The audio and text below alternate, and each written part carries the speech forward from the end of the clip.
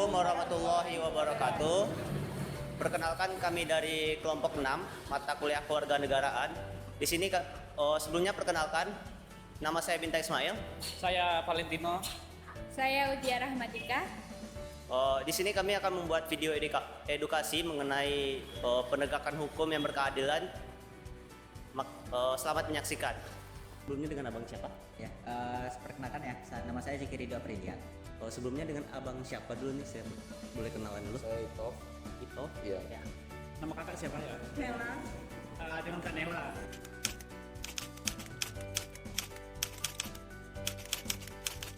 Kalau ngomong-ngomong hukum yang berkeadilan ya, hukum-hukum yang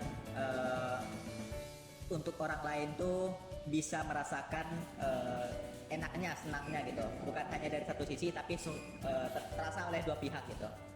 Keuntungannya, mungkin itu ya.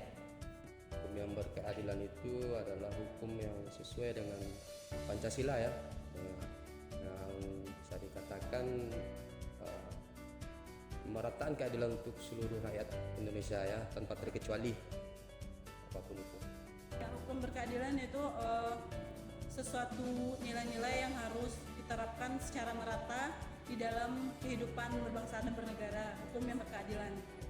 Proses penerapannya, proses penegakan hukum berkeadilan yaitu proses yang dilakukan untuk menerapkan nilai-nilai dan mengupayakan fungsional yang harus terjalan dalam sistem hukum tersebut.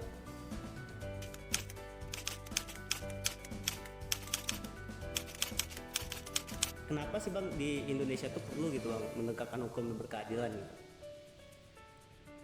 Kalau kenapa? Mungkin kalau nggak ada yang keadilan maka timpang tindih ya, antara satu dengan yang lainnya, akan memangku kepentingan satu sama lain jadinya gitu. Jadi perlu keadilan itu ya supaya nggak ada perbedaan satu sama lain. Mungkin itu. Kenapa bang atau mengapa penegakan hukum yang berkeadilan itu diperlukan bang, terutama di Indonesia? Supaya rakyat Indonesia ini merasakan keadilan ya. Terus tidak ada kesenjangan ya, dan sama-sama merata lah keadilan, kesejahteraan dan lain-lain. Mengapa kita perlu menegakkan hukum yang berkeadilan gitu? Agar semua lapisan masyarakat dapat merasakan pemerataan terhadap hukum yang adil tersebut.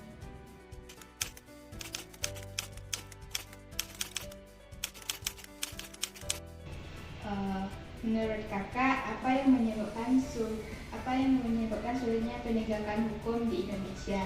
Menurut saya sulitnya penegakan hukum di Indonesia yang pertama karena kurangnya kualitas penegakan hukum di Indonesia, yang kedua kurangnya komitmen penegak hukum di Indonesia. Hambatan seperti apa bang untuk penegakan hukum berkeadilan di Indonesia itu sampai saat ini menurut abang sendiri? Yang mungkin berapa kali terjadi ya, ke penyebab hambatan ya. Kalau hambatan yang biasanya saya lihat, yang pertama mungkin dari sisi memandang orang lain gitu ya, cara orang lain memandang. Kadang dari A dia memandang dilebihkan, dari si B dia memandang dikurangi gitu. Maksudnya lebih kepada ordal artinya gitu ya, tanda kutipnya orang dalam gitu ya. Bang, ada nggak sih bang hambatan atau kendala gitu bang dalam penegakan hukum di Indonesia itu sendiri? Nggak ada. Berarti menurut abang aman ya sampai saat ini ya? Enggak, aman.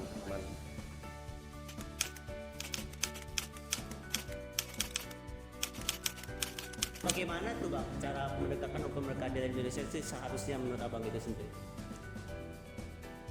Gimana pertanyaan tadi? Gimana sih cara, mungkin tadi ada hambatan-hambatan gitu ya bang ya, mungkin untuk selanjutnya bagaimana caranya untuk mengatasi itu atau bagaimana cara menegakkan hukum berkeadilan itu sendiri? Oke. Yang pertama untuk memperbaiki mindsetnya lagi ya, cara berpikirnya satu sama lain. Yang kedua peningkatan lagi SDM-nya gitu, karena kita bermasalah juga buat terjadi hal itu tuh timpang tindih itu balik lagi sama SDM-nya. SDM-nya baik itu dari skillnya, dari mindsetnya, mungkin itu yang pertama sekali gitu ya. Gimana bang cara untuk menegakkan hukum yang berkeadilan menurut abang sendiri itu, terutama di Indonesia bang? Ya caranya